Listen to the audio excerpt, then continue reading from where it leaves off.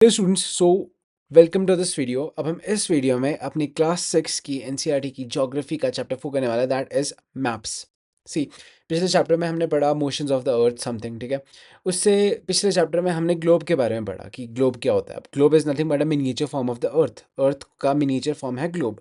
अब ग्लोब के कुछ डिसएडवांटेजेस है जिसकी वजह से हमारे जो यू कैन से एंसेस्टर्स हैं उन्हें मैप इन्वेंट करना पड़ा, ठीक है। लिमिटेशंस ऑफ ग्लोब, ग्लोब की क्या है limitation? It is suitable for studying the earth as a whole. जब हमें पूरी अर्थ की एक वाइड लेवल पे स्टडी करनी है, ठीक है, बहुत ज़्यादा नैरो डाउन नहीं, बहुत ज़्यादा डिटेल्स में नहीं जाना, बस ऊपर ऊपर से ही जानना है कि अर्थ कैसा है, क्या शेप है, क्या कंट्रीज़ कहाँ पे है, किस रिस्पेक्टिव में कोई चीज़ कहाँ है। बेसिक यू कैन से अगर इन्फॉर्मेशन चाहिए तो आपके पास globe is the best. But details चाहिए तो वो आपको ग्लोब पे नहीं मिल पाएगी। जैसे कि एग्जाम्पल, आपने मान लो कोई रीजन के बारे में जानना है, मान लो आपको पूरे अफ्रीका के बारे में जानना है, तो उसके लिए आपके पास आपको एक डिटेल्ड अफ्रीका का मैप चाहिए होगा। चलो, अफ्रीका में मैंने बहुत बड़ी बात कर ली। अब मैं थोड़ा और particular you can say narrow down करूँगा चीज़ को। Let's just take an example, आपको हिमाचल प्रदेश के बारे में स्टडी करनी है, तो आपके पास ग्लोब दिया हुआ है। आप ग्लोब पे कर पाओगे कभी हिमाचल के बारे में स्टडी? ग्लोब में तो ये भी नहीं लिखा होगा हिमाचल प्रदेश नाम का कोई स्टेट है इंडिया का, ठीक है। अगर मान लो आपको हिमाचल के बारे में स्टडी करना है तो आपको प्रॉपरली एक मैप्स चाहिए होंगे। उस मैप्स में आपको कल्चरल डाइवर्सिटी के अलग मैप्स बनेंगे, यू कैन से ट्रीज़ वगैरह के अलग मैप्स बनेंगे। तो आपको मैप की ज़रूरत पड़ेगी जब आपको यू कैन से डिटेल्ड स्टडी करनी पड़ती है और बहुत ज़्यादा यू कैन से स्पेसिफिक स्टडी करनी पड़ती है, तो आपको मैप्स की बहुत ज़्यादा ज़रूरत पड़ती है, ठीक है। ओके। अब मान लो आपने किसी विलेज के बारे में स्टडी करनी है तो आपको मैप लगेगा। आप वो ग्लोब पे तो नहीं कर सकते हो। किसी गांव के बारे में आप ग्लोब पे आप पढ़ पाओगे कि यू कैन से किसी गांव को आप ग्लोब पे ढूंढ पाओगे? कभी नहीं ऐसा होगा। मान लो कोई टाउन या किसी डिस्ट्रिक्ट के बारे में पढ़ना है तो आपको मैप की ज़रूरत ज़रूर पड़ेगी। ओके। Advantages of maps. अब मैप्स के क्या एडवांटेजेस हैं? A map is a representation of the drawing of the Earth's surface on a flat surface drawn to a scale. अब जो मैप के क्या एडवांटेजेस है? मैप का ये एडवांटेजेस है, it represents the drying of the earth on earth surface on a flat surface और अ drawn map. Globe में क्या होता था? अर्थ का एक मिनिएचर फॉर्म था ग्लोब। अब मैप क्या करता है? मैप जो पूरा अर्थ है उसे एक फ्लैट सर्फेस में रिप्रेजेंट करता है। ओके। थोड़ा बहुत आपको आइडिया लग गया होगा, ये चीज़ है डेफिनेशन, ठीक है। It represents the drying of the earth surface on a flat surface. Flat surface के ऊपर एक यू कैन से ड्राइंग है, उसे आप यू कैन से मैप कहेंगे, ठीक है, ऑफ अर्थ, ठीक है। की फीचर्स, मैप के कुछ की फीचर्स क्या है?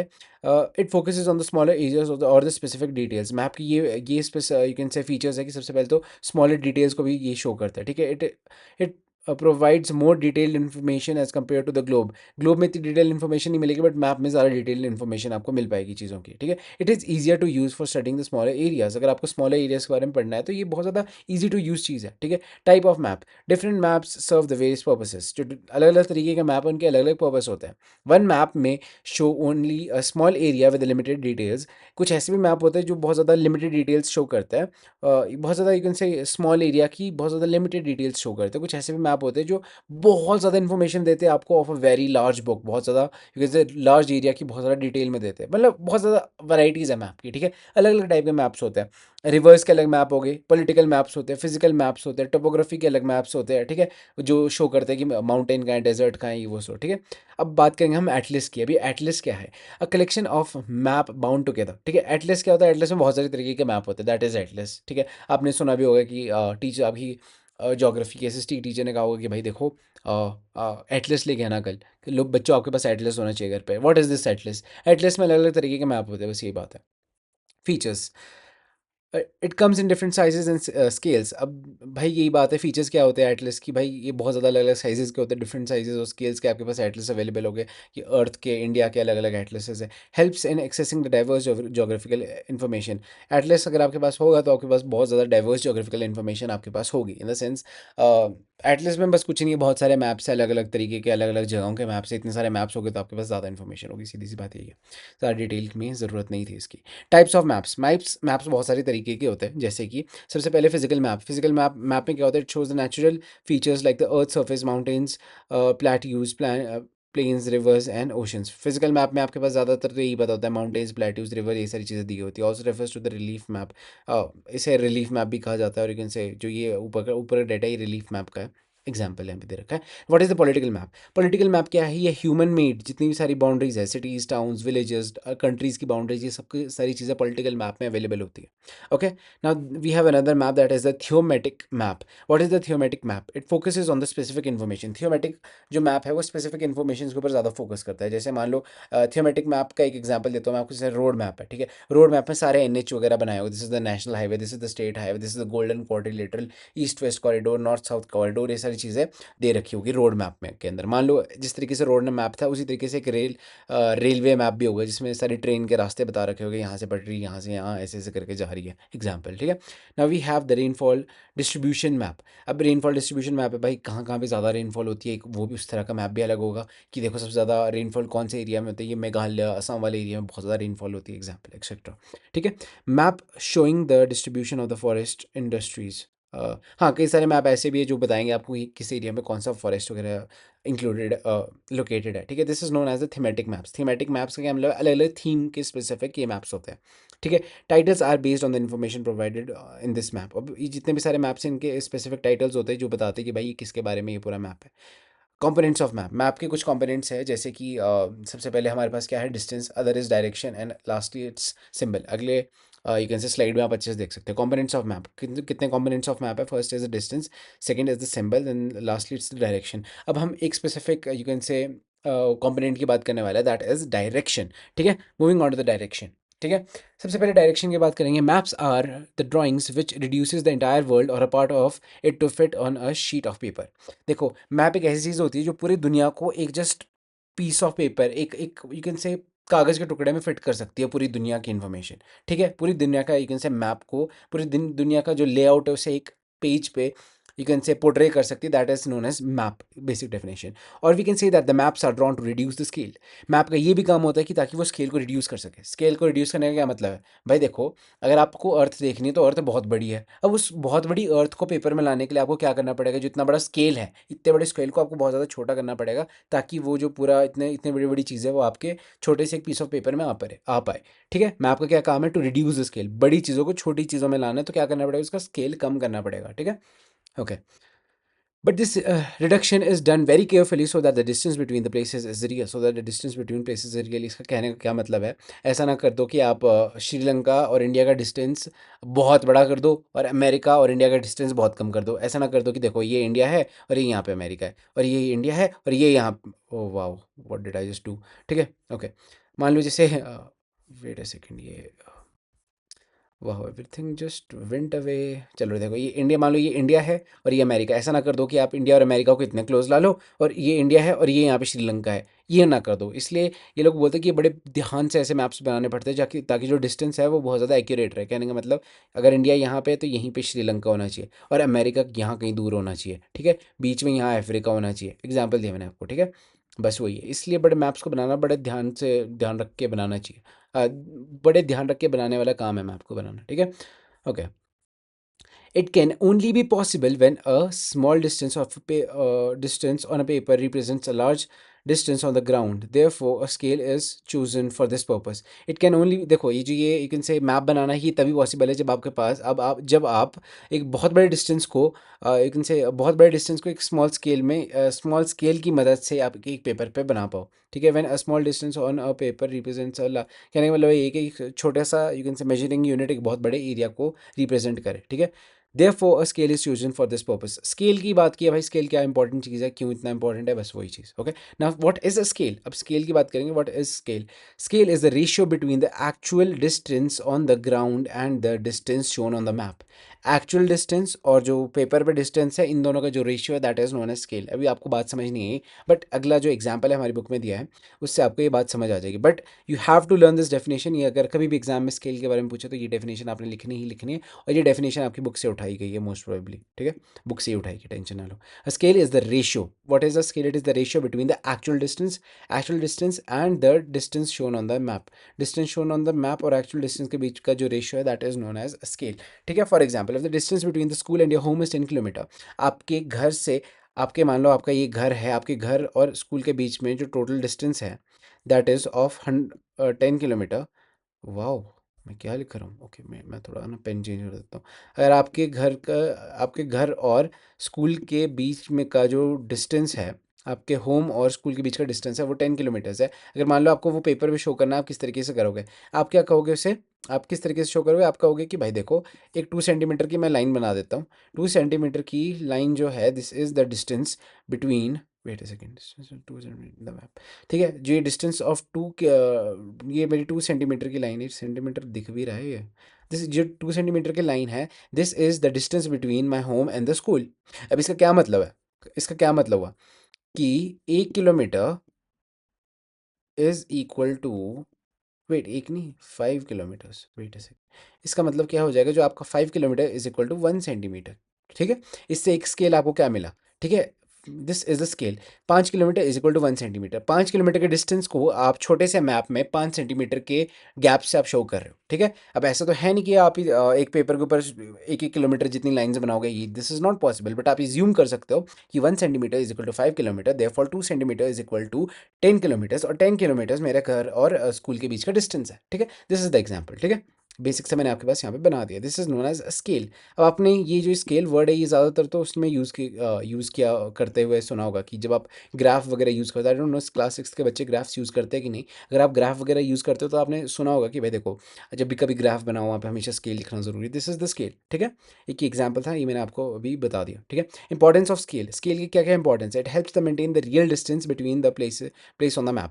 स्केल का सबसे ज़्यादा इंपॉर्टेंट और एक बहुत मेजर रोल और इम्पॉर्टेंस यही है कि जो स्केल है वो आपको बताता है जो रियल डिस्टेंस बिटवीन प्लेसेस। जो मैप और जो रियल डिस्टेंस है वो सेम है। मतलब कहने का मतलब वो ये देखो, मान लो इंडिया है, इंडिया के साथ श्रीलंका यहाँ होना चाहिए और अमेरिका यहाँ होना चाहिए। ऐसा नहीं कि अमेरिका यहाँ चिपका दिया और श्रीलंका कहीं यहाँ भेज दिया। This is not the real thing. Okay, scale maintain इस बड़े प्रिसाइसली और इम्पोर्टेंट से करना चाहिए। मतलब जो रियल डिस्टेंस है और जो रिलेटिव डिस्टेंस है जो पेपर में बनाए, वो लगभग सेम नज़र आए देखने पे। Okay, it enables the for the calculation of distance between the location. जब भी आपको पास स्केल पता हो तो स्केल की वजह से आप जो दो पॉइंट्स है इसके बीच का लोकेशन इजीली बता सकते हो। ठीक है, बस यही बात है इसमें।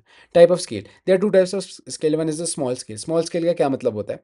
Use to represent the large areas. जितने भी सारे लार्ज एरिया है वो स्मॉल स्केल के यूज से करके यू कैन से रिप्रेजेंट किए जाते हैं मैप के ऊपर। ठीक है, what is small scale? Small scale से आप लार्ज एरियाज को छोटे यू कैन से पेपर पे रिप्रेजेंट करते हो। मैं कहीं एक और चीज़ बता रहा हूँ। ठीक है, स्मॉल स्केल से आप लार्ज एरियाज के साथ डील करते हो। ठीक है, जब भी कभी आपका स्मॉल स्केल होगा मतलब आप बहुत बड़ी कंट्रीज या कॉन्टिनेंट्स की बात कर रहे हो। Okay, example, 5 centimetre on the map is equal to 500 kilometres on the ground. ठीक है, okay, it provides the less detail. जितने सारे ये स्मॉल स्केल मैप होते हैं इसमें बहुत ज़्यादा कम डिटेल होती है क्योंकि ये बहुत बड़ा एरिया को रिप्रेजेंट करता है। ठीक है, मतलब कहने का मतलब है, जैसे मान लो आपने वर्ल्ड वर्ल्ड मैप देखा होगा, वर्ल्ड का पॉलिटिकल मैप देखा होगा, आपकी टीचर ने आई थिंक आपसे मंगवाया हो क्लास में कभी, हिस्ट्री वाली मैम ने, जिस वाली मैम ने, आई डोंट नो वर्ल्ड मैप आपने कभी देखा है कि नहीं। अगर आपने वर्ल्ड पॉलिटिकल मैप कभी चल जाना स्टेशनरी वाली दुकान में, वहाँ पे खरीद लेना। वहाँ पे जो आपके पास वर्ल्ड मैप होगा that is of a very small scale. ठीक है, स्मॉल स्केल क्यों? इसमें बहुत ज़्यादा बड़े बड़े किलोमीटर्स, मतलब बहुत बड़ा एरिया एक छोटे से मैप में दिखा रखा है। छोटे बड़ा एरिया छोटे में से मैप में दिखाने का क्या मतलब है कि इसमें डिटेल्स बहुत ज़्यादा कम होगी। Therefore this is a small scale map.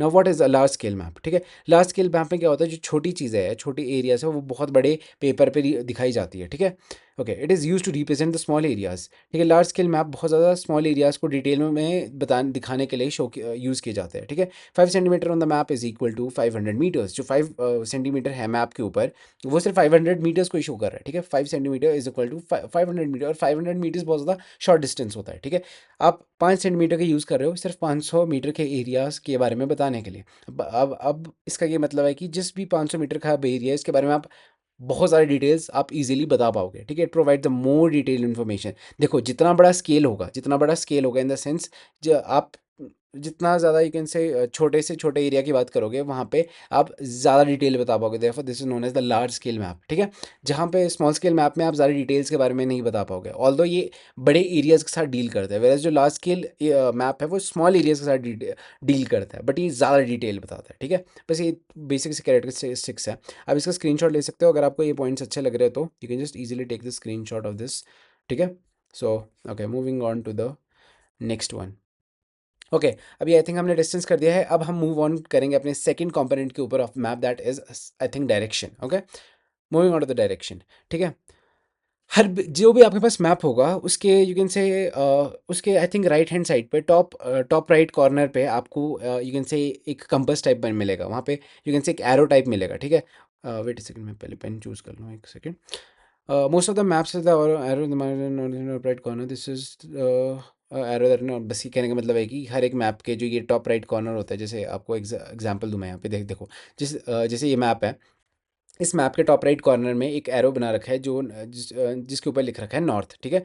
और ये क्यों लिख रखा होता है, अगर आपके पास आपको ये बता रहा होता है कि भाई देखो इस तरफ हमारी नॉर्थ डायरेक्शन है। अब आप कहोगे सर इसमें सिर्फ नॉर्थ ही क्यों लिखा होता है, बाकी सारे डायरेक्शंस क्यों नहीं लिख रखे होते हैं। अगर आपको नॉर्थ डायरेक्शन पता है ना, उसी के हिसाब से आपको पता लग जाएगा नॉर्थ के राइट में कौन सी डायरेक्शन है, भाई ईस्टर्न डायरेक्शन है। नॉर्थ के लेफ्ट में कौन सी डायरेक्शन है, वेस्ट डायरेक्शन। नॉर्थ के ऑपोजिट कौन सी सदर्न डायरेक्शन है। तो अगर आपको सिर्फ नॉर्थ डायरेक्शन का ही पता लग जाए तो आपको सारी डायरेक्शन से पता लग सकती है। Okay. Knowing the north direction helps identify the other three main directions. वही बात है जो मैंने अभी आपको की। What are the cardinal points? There are four major directions, ठीक है। चार कार्डिनल पॉइंट्स हैं, मेन कार्डिनल पॉइंट्स हैं, कौन से हैं, north, west, east and south, ठीक है। North, wait what, north, west, east and south, they are known as the cardinal direction, ठीक है। And east, west and south. अगर आपको याद नहीं होता ये NES क्या है, ये तो आपने बस एक याद रखना है, समाचार, इन द सेंस न्यूज़, ठीक है। North, east, west, south, north, east, west और साउथ, ठीक है। इस तरीके से चलती है चीज़ें। और जो ईस्ट है, ईस्ट हमेशा राइट हैंड साइड पे होते हैं, ईस्ट हमेशा राइट हैंड साइड पे। आप बताऊँ कैसे याद रखना, मैं कैसे याद रखता हूँ, ठीक है। हमेशा भी ईस्ट ईस्ट में है सारा, जो जापान वगैरह वाली कंट्रीज़ है वो सारी ईस्ट है। आपने यूज़ किया होगा western world, western countries, western culture, ये सारे वर्ड सुने होंगे। तो वेस्ट कहाँ पे पड़ा आपका, वेस्ट यहाँ पड़ा है, ये मान लो आपका ये इंडिया है, तो वेस्ट आपका कहाँ पे पड़ा, इस तरफ को पड़ा है, यहाँ पे सारे अमेरिका, यहाँ पे आपको फ्रांस लोकेटेड है, यहाँ UK लोकेटेड है, यहाँ पर इतना बड़ा अमेरिका लोकेटेड है। तो इस तरीके से आपको थोड़ा याद हो जाएगा। वेस्ट की बात हो रही है, वेस्टर्न कल्चर की बात हो रही है। वेस्टर्न कल्चर कहाँ पे पड़ेगा आपका, सारा फ्रांस और ये UK वगैरह में पड़ेगा, अमेरिका वगैरह में पड़ेगा। तो वो वेस्ट किस तरफ है, इंडिया के लेफ्ट हैंड साइड पे है, ठीक है। ओके। और जो ये ईस्टर्न कल्चर है, ये क्या है, सारा चाइना, जापान, ये सारा राइट की तरफ है, तो this is known as east. आपने सुना होगा एशियन पीपल, ईस्ट एशिया, ये सारी चीज़ें सुनी होगी। और साउथ का तो आपको पता ही है, नॉर्थ का ऑपोजिट साउथ होता है, तो this is a very easy, ठीक है। ओके, मैं इस सब को छुड़ा देता हूँ, थोड़ा बहुत रखता हूँ ये मैं, इसको वेस्ट कर देंगे। और वाह, ये सारे कट गया। मैं क्यों ड्रॉ कर रहा हूँ, this is very very important, इसलिए, ठीक है। नाउ वी हैव दिस, देखो कार्डिनल पॉइंट्स मैंने बता दिए कौन से, नॉर्थ, वेट, वाह वाह, नॉर्थ, ईस्ट, वेस्ट और दिस इज साउथ, ठीक है। ये मैंने आपको कार्डिनल पॉइंट्स तो बता दिया। अब आपको मैं बताऊंगा इंटरमीडिएट डायरेक्शंस कौन सी होती है, ठीक है। अब देखो, अब ऐसे लाइंस और बना दो, ठीक है। नॉर्थ और ईस्ट के बीच में कौन सा एरिया पड़ेगा आपका, नॉर्थ ईस्ट डायरेक्शन पड़ेगी, ठीक, क्योंकि ये नॉर्थ और ईस्ट के बीच में। अब मेरे को बताओ साउथ और ईस्ट के बीच में कौन सी डायरेक्शन पड़ेगी, साउथ ईस्ट डायरेक्शन पड़ेगी, ठीक है। अब साउथ वेस्ट और साउथ के बीच में कौन सी डायरेक्शन पड़ेगी, साउथ वेस्ट डायरेक्शन पड़ेगी। नॉर्थ और वेस्ट के बीच में कौन सी डायरेक्शन पड़ेगी, नॉर्थ वेस्ट डायरेक्शन पड़ेगी, ठीक है। तो ये होगी आपकी इंटरमीडिएट डायरेक्शंस, ठीक है। अब आप क्या कह रहे होगे, सर ये आप वेस्ट को पहले नहीं लिख सकते, वेस्ट साउथ नहीं लिख सकते, आप क्या वेस्ट नॉर्थ नहीं लिख सकते, नहीं। नॉर्थ को और south pole, can say north direction और साउथ डायरेक्शन को ज़्यादा प्रायोरिटी दी जाती है, तो इसलिए पहले सबसे पहले एस आता है। और बाकी जो ये ईस्ट और वेस्ट है ये बाद में आते हैं। वेर एज इधर भी यही सेम केस है, सबसे पहले नॉर्थ आएगा और ईस्ट और वेस्ट फिर बाद में लिखे जाते हैं, ठीक है। ओके, एक बार कार्डिनल डायरेक्शंस भी देख लो, north east, south west, north west, ठीक है। These intermediate directions allow for the more accurate location of the place, ठीक है। थोड़े और accurate, can say precise location अगर आपको फाइंड आउट करनी हो तो आपको ये कैन से इंटरमीडिएट डायरेक्शंस भी यूज़ की जाती है, ठीक है। एग्जाम्पल फॉर प्रैक्टिस, देखो ये direction of the community centre and the playground from the Vikas house. Vikas के घर से आपने प्ले ग्राउंड जाना है और कम्युनिटी सेंटर जाना है, अभी हम आगे प्रैक्टिस करेंगे। Direction of the school from the shop से स्कूल तक की डायरेक्शन है, ये भी अभी हम बताएंगे। Okay, finding the directions with the compass, okay. An instrument, अब कंपास के बारे में हम जानेंगे, कंपास क्या चीज़ है, किस तरीके से काम करती है, ठीक है, थोड़े बहुत, ठीक है। An instrument use to find the main directions, compass एक ऐसे इंस्ट्रूमेंट है जिससे मेन डायरेक्शंस फाइंड की जाती है, that is north, south, east and west. ये सारी भी इंटरमीडिएट भी वहाँ पे मिल जाती है, अगर आपको ध्यान से देखो तो। Okay, it contains a magnetic needle that always points towards the north and the south direction. Compass में एक नीडल होती है, वो नीडल हमेशा नॉर्थ डायरेक्शन की तरफ ही पॉइंट करती है, ठीक है, वो नॉर्थ पोल की तरफ ही हमेशा पॉइंट करती रहती है। This helps in accurately determining the direction of the place. अगर आपको नॉर्थ का पता लग गया तो आप बाकी सारे डायरेक्शंस इजीली फाइंड कर सकते हो, और कंपास हमेशा नॉर्थ की तरफ पॉइंट करता है। ओके ओके, चलो। हाँ चलो, हो गया। अब देखो पीछे हमारे पास एक सबसे पहले तो मैं आपको डायरेक्शंस बता देता हूँ एक बार ना, पॉइंट्स जितने भी हमने अभी पढ़े थे। तो see these are the cardinal directions, north, east, west and south. ठीक है, ईस्ट राइट को पढ़ा, ठीक है। ईस्ट क्यों पढ़ा है? यहाँ पे जापान वगैरह ईस्ट में सारा। वेस्ट का ये क्यों? सारा वेस्टर्न वर्ल्ड इधर है, यूके यूएसए वगैरह इधर है, तो दिस इज वेस्ट। ठीक है, नॉर्थ और साउथ का पता लग जाएगा, ईस्ट और वेस्ट का अब आपको पता लग जाएगा। ओके ओके, सो हाँ ओके। अभी हम एक एग्जाम, एक डाउट के ऊपर जाएंगे। आई डोंट थिंक सो अभी आप, चलो देखते हैं, कभी और देखेंगे उस डाउट को। अब देखो, अब जो ये दूसरी इंटरमीडिएट डायरेक्शन है ये भी देख सकते हो। नॉर्थ और ईस्ट के बीच में नॉर्थ ईस्ट पड़ेगा, नॉर्थ और वेस्ट के बीच में नॉर्थ वेस्ट पड़ेगा, साउथ और वेस्ट के बीच में साउथ वेस्ट पड़ेगा, और साउथ और ईस्ट के बीच में साउथ ईस्ट पड़ेगा। These are known as the cardinal directions. ठीक है ओके। अब हमने एक चीज़ पढ़ी थी पिछले वाली जगह पे, आपसे दो काम करने के लिए कहा हुआ था। जो विकास भाई साहब है हमारे, विकास भाई साहब के घर से कहाँ जाना है हमें?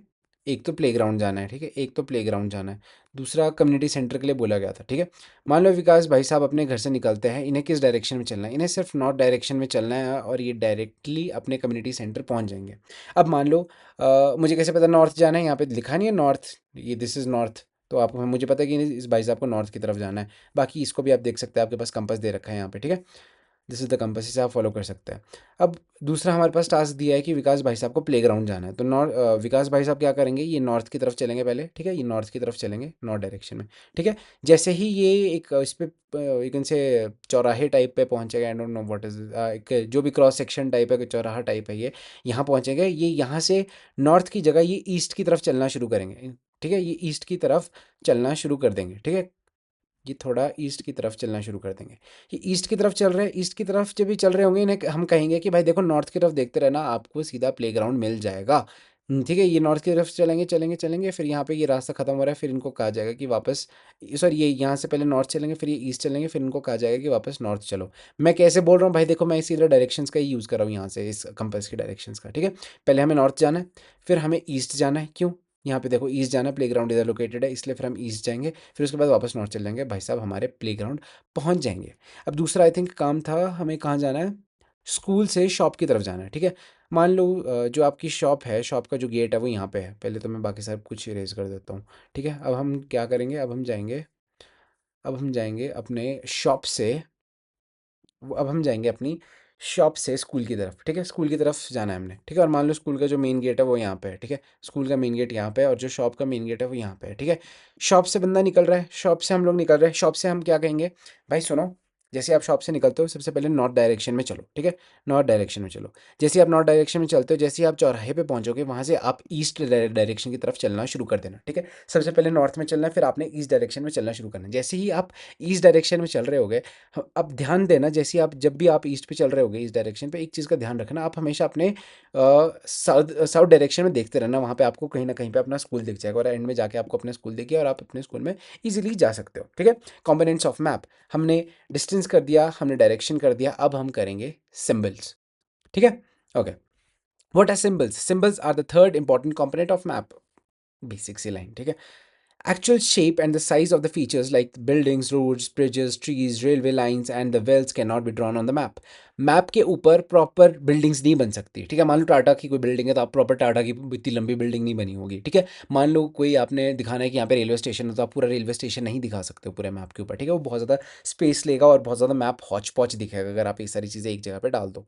ओके, और एक और चीज़, एक और चीज़, एक और चीज़, अब हाँ रही बात ट्रीज़ की, अगर आपने शो करना है इस रीजन में ट्रीज़, ऐसा तो है नहीं कि आप बहुत घना सा जंगल बना दोगे और बहुत ज़्यादा मेसी हो जाएगा मैप। ठीक है, आप ज़्यादा डिटेल मैप में इसलिए नहीं डाल सकते, वो बहुत ज़्यादा हॉच पॉच सा हो जाएगा, तो आप सिंबल्स शो करते हो। ठीक है, एक छोटा सा ट्री का सिंबल बना दोगे, मतलब यहाँ पे बहुत ज़्यादा ट्रीज़ लोकेटेड है, ताकि मैप बहुत ज़्यादा नीट एंड क्लीन और रेडेबल फॉर्म में रहे। ठीक है, okay, instead they are represented using the letters. अब देखो इतनी सारी चीज़ें हैं, आप किस तरीके से यूज़ करते हो, या तो फिर आप लिख देते हो कि यहाँ बिल्डिंग लोकेटेड है, या वहाँ पे उस एरिया को शेड कर देते हो कि भाई इस एरिया को शेड कर दिया मैंने कि यहाँ पे तो ट्रीज़ लोकेटेड है, ठीक है।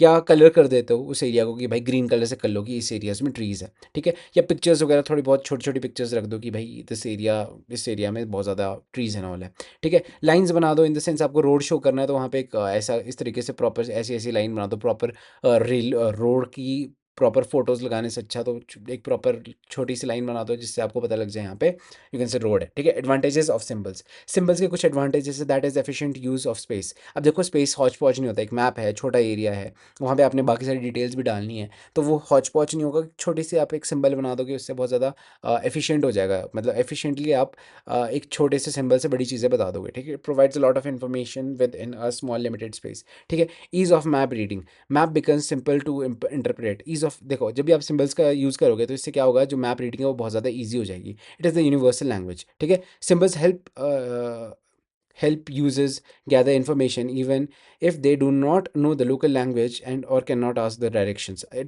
Symbol is a universal language. कहीं पे भी अगर कहीं पे भी अगर ट्री का सिंबल होगा तो चाहे वो चाइनीज़ आदमी है, चाहे मैं हूँ इंडिया में बैठा हुआ, चाहे कोई यूनाइटेड किंगडम का आदमी है, चाहे कोई रशियन आदमी है, चाहे कोई अफ्रीकन आदमी, वो समझ जाएगा कि भाई ये आगे जंगल है, ठीक है। मान लो मैं किसी बोर्ड के सिंबल में एक शेर का सिंबल बना दूँ, एक टाइगर का सिंबल बना देता हूँ, तो मैं हूँ, चाहे चाइनीज़ आदमी है, चाहे अफ्रीकन आदमी है, जितने भी सारे ये आदमी समझ जाएंगे कि भाई जो आगे एरिया है यहाँ पे शेर वगैरह हो सकते हैं, ठीक है। चलो मैं एक और एग्जांपल देता हूँ। मान लो मैं एक स्कूल के बच्चे का एक सिंबल टाइप बना देता हूँ जिसमें एक बच्चा है और उसने बैग वगैरह पहन रखा है, ठीक है। एक सिंबल में रख देता हूँ तो जितने सारे लोग हैं जो अलग अलग लैंग्वेजेस बोलते हैं, जैसे मान लो कोई अफ्रीकन आदमी, चाहे कोई यूनाइटेड किंगडम का आदमी, कोई फ्रांस का आदमी, कोई चाइना का आदमी, चाहे कोई रशिया का आदमी, चाहे इंडिया का आदमी, हम सारे समझ जाएंगे कि भाई यहाँ पे अरे बड़े स्कूल है, हमें गाड़ी आराम से चलानी चाहिए। एक एग्जाम्पल दिया मैंने, ठीक है। इट्स अ यूनिवर्सल लैंग्वेज, ठीक है। इंटरनेशनल एग्रीमेंट, ठीक है। कुछ ऐसे सिंबल्स है जिसके ऊपर इंटरनेशनल एग्रीमेंट हो रखा है कि भाई इस सिंबल का यही मीनिंग होगा, ठीक है। Standardise throughout the international agreement ensuring the uniformity and understanding globally. कहने का मतलब है कुछ इंटरनेशनल एग्रीमेंट्स बना रखे हैं, जैसे कि मान लो अगर आप ग्रीन ट्री बनाओगे तो इसका मतलब ये जंगल वाला एरिया, एग्जाम्पल दे रहा हूँ मैं, ठीक है। तो जंगल वाला एरिया है तो ये इंटरनेशनल कम्युनिटी ने कहा है कि भाई इसका हमेशा मीनिंग जंगल ही रहेगा। ये क्यों क्यों इन्होंने ये सब कुछ एग्री किया इन एग्रीमेंट्स के ऊपर, ताकि पता लग सके ताकि जो पूरा वर्ल्ड है, पूरे वर्ल्ड में कुछ सेम सेम सिंबल्स ही फॉलो किए जाए। ऐसा नहीं कि कोई लोग बोलेंगे कि यहाँ अगर हमने ट्री बनाया तो इसका मतलब ये है कि यहाँ सारे फ्रूट्स वाले ट्री है। नहीं नहीं नहीं नहीं नहीं, अगर आपने एक ट्री बनाया तो इसका मतलब है कि this is jungle, this is not a farm, this is not a field जहाँ पे आप यू कैन से आप फ्रूट्स वगैरह ढूंढने जाओगे, ठीक है। जंगल का मतलब है इट्स अ डेडली जंगल, यहाँ नहीं गुम होना। एग्जाम्पल दिया मैंने, ठीक है। Conventional symbols, these are specific symbols agreed upon internationally to represent the features on the map. Example of the conventional symbols are shown in देखो कुछ conventional symbols है जिसके ऊपर इंटरनेशनल एग्रीमेंट है और एक इनसे पूरी दुनिया ने एक्सेप्ट कर रखी है कि इन सिंबल के यही मीनिंग हो गया। अब मैं थोड़ा उन सिंबल्स को आपको दिखा देता हूँ। रेलवे लाइन के लिए ये वाला सिंबल यूज़ किया जाता है, ठीक है। वेट, नहीं नहीं नहीं नहीं नहीं नहीं, this thing, okay wait, my sorry. The thing is जो आपकी रेलवे लाइन है, रेलवे लाइन में भी 10 तरीके की यू कैन से अलग अलग चीज़ें होती है। तो रेलवे लाइन में भी I don't know, this is broad gauge, I don't know what is that, उसका ये सिंबल है। जो मीटर गॉग है, metre gauge I don't know what is that, metre gauge को इस सिंबल के से रिप्रेजेंट करता है। जो रेलवे स्टेशन, चलो रेलवे स्टेशन मुझे पता है क्या होता है भाई। देखो actually I belong to such area जहाँ पे ट्रेन नाम की कोई चीज़ नहीं होती है, तो मुझे नहीं पता क्या क्या होता है ये। This is the railway station, railway station के लिए ये वाला सिंबल यूज़ होता है, ठीक है। रेलवे स्टेशन के लिए ये वाला सिंबल यूज़ होता है, ठीक है। इंटरनेशनली ये जो सिंबल्स है एक्सेप्टेड है। अब ये जो यूज़ है रेलवे स्टेशन का, ये इंडिया में भी यही सिंबल से यूज़ होगा, अमेरिका में भी यही सिंबल यूज़ होगा, चाइना में भी यही सिंबल यूज़ होगा, फ्रांस में भी यही सिंबल यूज़ होगा, ठीक है। रोड्स, मेटल रोड के लिए हमेशा ये वाला सिंबल यूज़ किया जाएगा, पैरेलल लाइंस का, ठीक है। ये हमारे यहाँ भी ऐसा ही पैरेलल लाइंस का सिंबल यूज़ होगा, अमेरिका में भी यही पैरेलल लाइंस का यूज़ की जाएगा मेटल रोड को शो करने के लिए। अनमेटल्ड रोड के लिए हमेशा ये टूटी हुई लाइंस यूज़ की जाएगी, इंडिया में भी सेम होगा, अमेरिका में भी सेम होगा, ठीक है। ओके, बाउंड्रीज, इंटरनेशनल बाउंड्रीज हमेशा इस तरीके से शो की जाएगी। आपने किसी भी मैप में नोटिस करना, जितनी भी सारी यू कैन से इंटरनेशनल बाउंड्रीज है, कंट्रीज़ के बीच की बाउंड्रीज है, वो इस तरीके से शो की जाती है। वेयर एज जो यू कैन से स्टेट्स होती है, हर एक कंट्री की अलग अलग स्टेट्स होती है, उन स्टेट्स को कुछ इस तरीके से इस सिंबल से यूज़ यू कैन से इस सिंबल्स इस सिंबल से शो किया जाता है, ठीक है। इस सिंबल से शो किया जाता है। वेयर एज डिस्ट्रिक्ट्स की अगर बात करें, डिस्ट्रिक्ट कुछ सिर्फ इन फ्लैट लाइंस के थ्रू रिप्रेजेंट की जाती है। अब कुछ रिवर्स है, रिवर्स को इस सिंबल से यू डिनोट करते हैं हर जगह पूरी दुनिया में, वेयरएज़ वेल को पूरी दुनिया में इस डॉट के थ्रू से रिप्रेजेंट किया जाता है। टैंक है कोई तो उसे इस सिंबल से रिप्रेजेंट किया जाता है। कैनाल है, कैनाल को इस सिंबल से रिप्रेजेंट किया जाता है। वेयरएज़ ब्रिज है, ब्रिज आपने तो ये तो बहुत बार नोटिस किया होगा ये सिंबल, ठीक है? ये तो मैंने भी बहुत बार देखा हुआ है, तो मैं इसलिए बोल रहा हूँ। तो इस ब्रिज वाले सिंबल को इस तरीके से आप रिप्रेजेंट करते हैं, ठीक है? मैप मैप में सिंबल के थ्रू, ठीक है? और जो ये सारे जितने भी सिंबल्स की हम बात कर रहे हैं ये पूरी दुनिया में सेम है। वेयरएज़ चलो अब और एग्जाम्पल पे जाते हैं।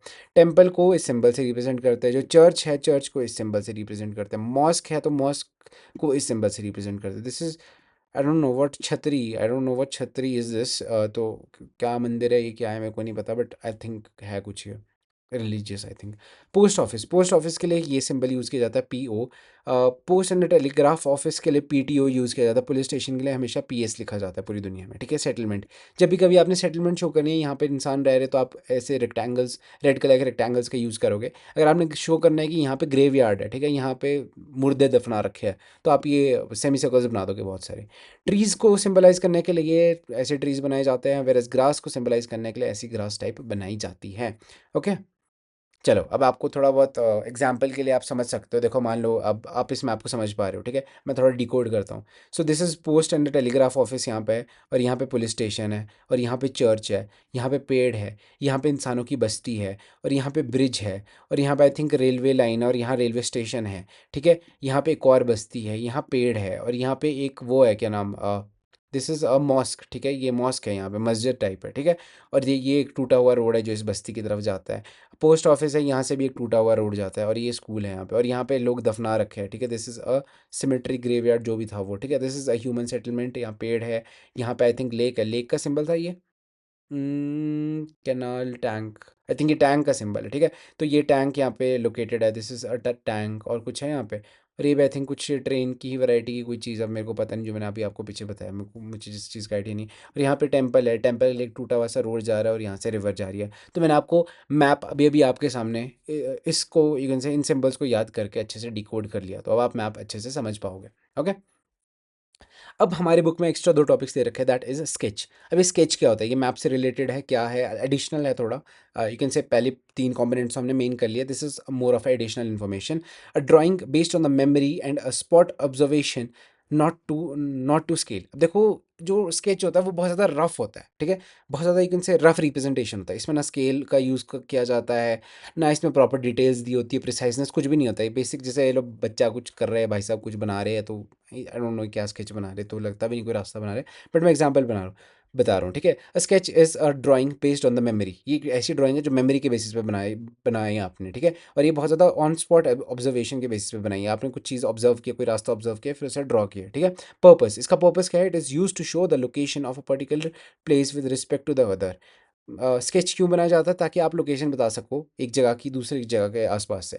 मतलब जैसे आपने बचपन में देखा होगा, आपने बहुत बार किया होगा कि भाई देख भाई, जब आप अपने दोस्त को अपना घर एक्सप्लेन कर रहे होते हो कि कितना दूर है मेरा घर, तो आप क्या करते हो, पेपर निकालते हो, फिर बता एक ड्रॉ करने लग जाते हो, भाई देख ये मेरा स्कूल है, अब तू जब स्कूल से आएगा तुझे सीधा जाना है, फिर वहाँ से राइट लेना है, फिर तुझे थोड़ा पीछे जाना है, तो यहाँ पे मेरा घर लोकेटेड है इस जगह पे, यहाँ पे तो कोई एक ट्री मिलेगा, ट्री से तूने थोड़ा सा छोटा सा रास्ता है, फिर तूने इधर को जाएगा, तू फिर इधर को जाएगा। आप एक रफ टाइप ड्रॉ करोगे स्केच, दैट इज नोन, एक rough you can say map type बनाओगे, that is known as sketch. ये प्रॉपर मेमोरी के बेसिस पे है, इसमें कोई स्केल का यूज़ नहीं किया आपने, कोई ज़्यादा ध्यान नहीं लिया कि 1 kilometre is equal to this centimetre, ये वो सब कुछ भी नहीं, बहुत ज़्यादा रफ स्केच, ठीक है? इसके कुछ कैरेक्टरिस्टिक्स है, अब एग्जाम्पल तो मैंने आपको बता दिया। If you need directions to a friend's house, they might create a sketch. अगर आपने अपने दोस्त के घर जाना है, वो आपको एक स्केच बना के देगा अपने घर का, कि भाई इस पेड़ से राइट लियो, लेफ्ट लियो, एग्जाम्पल, ठीक है? Characteristics, there are two main characteristics of a sketch, that is it is rough. First of all तो ये तो एक रफ ड्राइंग होती है, इसमें कोई पर्टिकुलर कुछ डिटेल नहीं है, कुछ मतलब प्रिसाइजनेस नहीं है, this is just a rough drawing, ठीक है? नो स्केल, इसमें कोई स्केल नहीं है, इसमें कोई स्केल नहीं है, 1 किलोमीटर इज इक्वल 1 सेंटीमीटर नाम की कुछ चीज़ नहीं है, आपने जो सोचा आपने बना दिया बस, ठीक है? बस ये बेसिक से पॉइंट्स हैं, बल्कि मैं तो आपको बताऊं, अगर आप ये बिल्कुल एग्जैक्टली वो याद कर पाओगे जो मैंने लिखा है यहाँ पे, तो आपके लिए एग्जाम बहुत ईजी हो जाएगा। अच्छे पॉइंट्स है ये बहुत ज़्यादा, ठीक है? Okay, moving on to plan. अब व्हाट इज अ प्लान, ठीक है? अब ये एडिशनल एक और टॉपिक है आपके पास, अब प्लान के बारे में हम पढ़ेंगे, ठीक है? Plan, a drawing of a small area created on a large scale. एक छोटा सा एरिया है, उसको बहुत ज़्यादा डिटेल में अगर आपने बताना है, लार्ज स्केल में बताना है, यू कैन से लार्ज स्केल का यूज़ करके बताना है, तो आप उसे हम प्लान कहेंगे।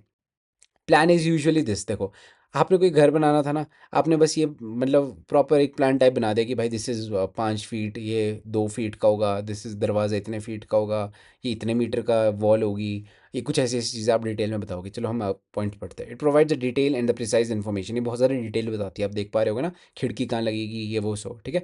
And the precise information, precise दरवाज़ा कहाँ है, डाइनिंग टेबल कहाँ है, ऑफ वो वेट सोफ़ा कहाँ पे है, फैमिली रूम कहाँ पे है, एंट्रेंस कहाँ पे है, एक्स वाई जेड चीज़ है, ठीक है। Characteristics, it is drawn to scale, ये स्केल को यूज़ करके बनाया जाता है, और इसमें बहुत ज़्यादा you can say small scale का यूज़ किया जाता है। Small scale in the sense बहुत ज़्यादा डिटेल, बहुत ज़्यादा फीट के हिसाब से जो डिस्टेंस है वो आपको शो किया जाता है इसमें, ठीक है।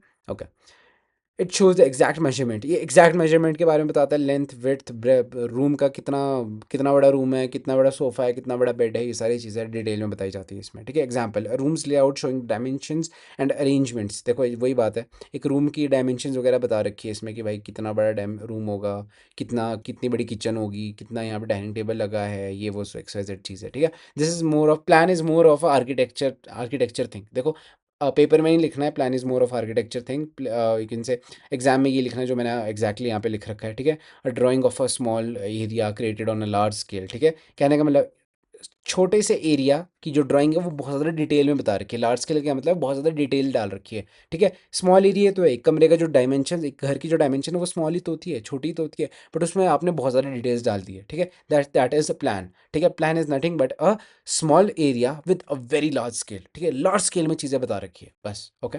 कंफ्यूज नहीं होना है। So these are the points, ये जो बल्कि जो तो ये छोटे छोटे यू कैन से ये टॉपिक्स है, इसके ऊपर तो मैंने नोट्स आपके पास बना रखे हैं, ये भी बुक से ही बना रखे हैं। दीज आर वेरी गुड, सिर्फ आप ये नहीं पढ़ें, आपका काम हो जाएगा। So this is the end of the student, this is the end of the video students. I hope this video is helpful. If you think this video is helpful, make sure to like this video students. So this is the end. Bye bye.